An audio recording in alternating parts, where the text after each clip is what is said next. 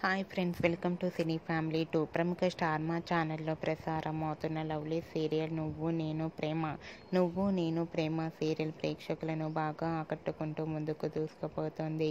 ఈ serial hero Vikramaditya real name Swaminathan ఈ సీరియల్లోనే కాకుండా కన్నడ, తమిళ్ సీరియల్లో నటిస్తూ బిజీగా లైఫ్ని ఎంజాయ్ చేస్తున్నారు.